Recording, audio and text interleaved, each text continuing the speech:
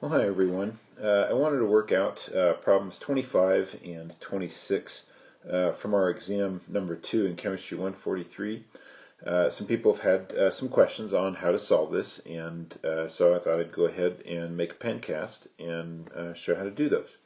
So for number 25, it says, what is the hydronium concentration in a solution that's 0.1 molar HCN and 0.5 molar NaCN, sodium cyanide? So one of the things we notice that we have a sodium salt in there, so we have NaCN, and that of course is going to break apart 100% reaction. We're going to get Na plus and Cn minus, and so we notice that we also have in that solution the weak acid HCN. So we've got a source of HCN and a source of Cn minus, and so we do have a conjugate pair in there. And we can write the acid dissociation for HCN. Since we have a Ka for HCN in our table, we just decided to go ahead and write this as an acid dissociation. So we can write it HCN plus water, and because it's a weak acid, it'll be in equilibrium with our Cn minus and some H3O plus. Let's go ahead and set up our icebox. Okay, our initial concentration of HCN, we're told, is 0.10 molar. And our Cn minus, because of the sodium cyanide, is going to be 0.50 molar. Okay, and I don't have any hydronium to start, so I know that this reaction is going to shift to the right because it has to make some hydronium to reach equilibrium. I don't really care about the water. So I'm going to lose some of my HCN, so it's going to be minus X. I'm going to gain some of my Cn minus, so it's going to be plus X. And I'm also going to gain some hydronium at plus X. So at equilibrium, I have 0.10 minus X. I have X of the cyanide, and then I have, 0.5 plus X for that cyanide, and then X of the hydronium. Okay, so now we can set up our Ka expression. Our Ka is going to be equal to concentration of Cn minus times concentration of hydronium all over concentration of HCN. We look up the Ka for HCN because we have written this as an HCN dissociation.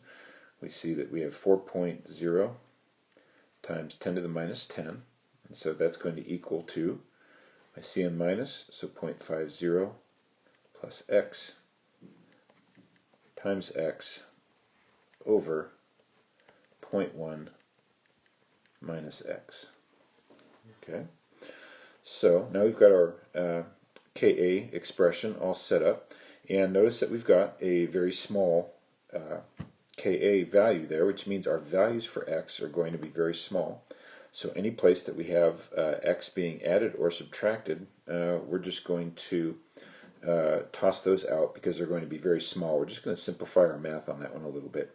So this 0.1 minus X is just going to become 0.1, and this 0.5 plus X is just going to become 0.5.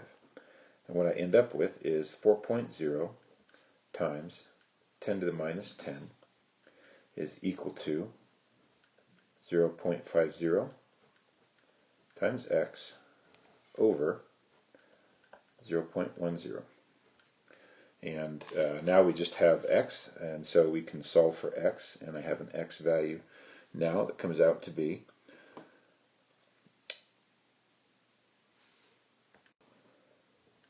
8.0 times 10 to the minus, not 10, 11, sorry, 10 to the minus 11, and that is equal to my concentration of H3O plus based on my original icebox up there.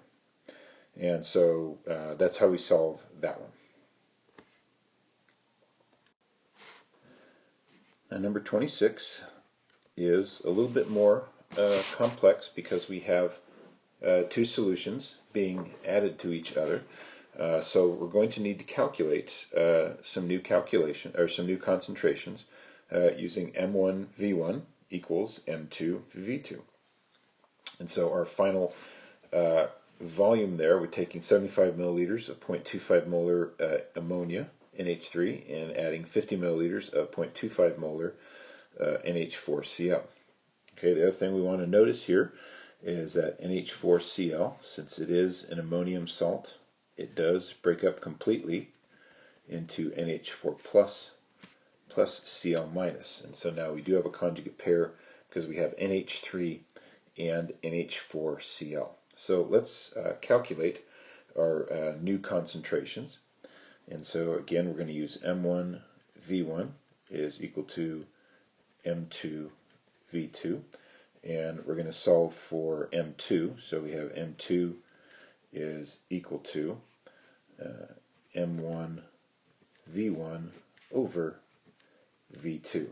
And in both cases, our V2 is equal to 125 milliliters because that's our new total volume.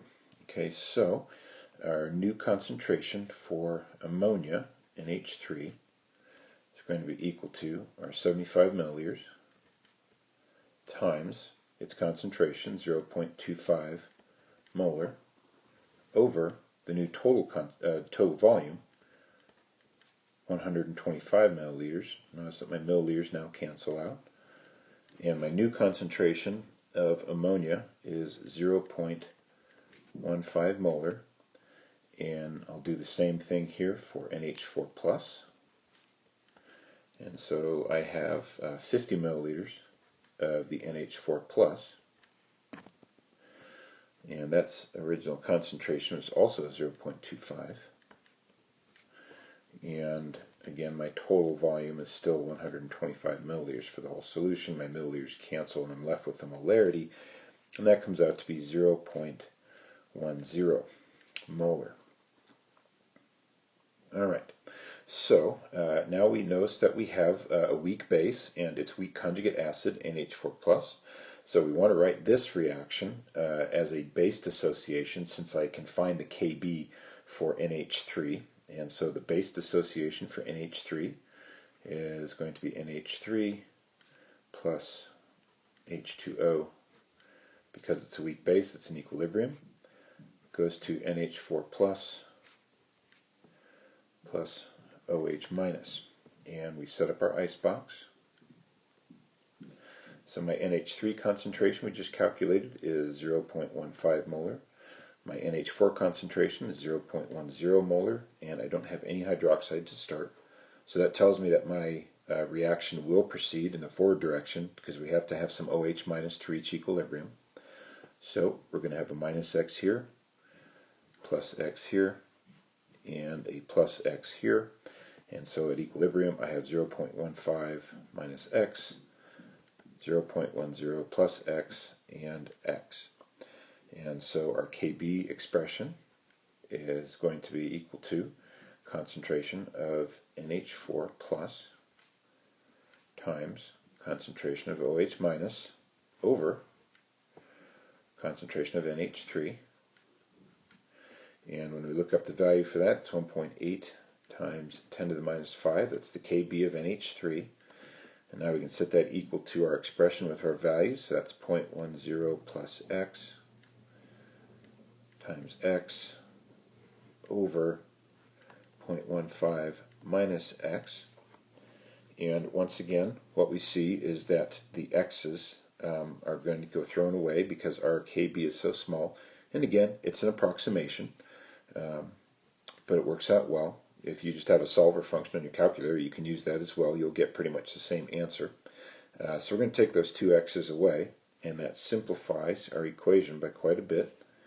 We get 1.8 times 10 to the minus 5 is equal to 0.10 times X over 0.15.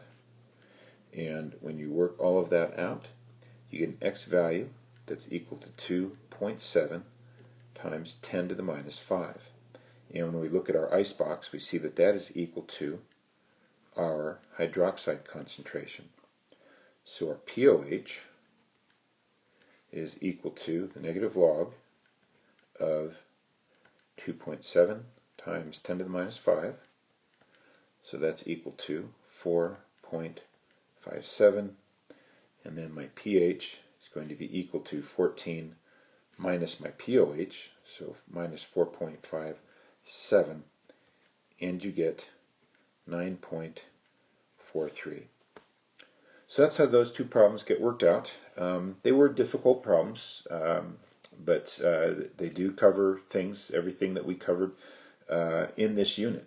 We needed to drag in a little bit of the dilution with the M1V1 equals M2V2, but that is something that we've done in lab in the recent weeks.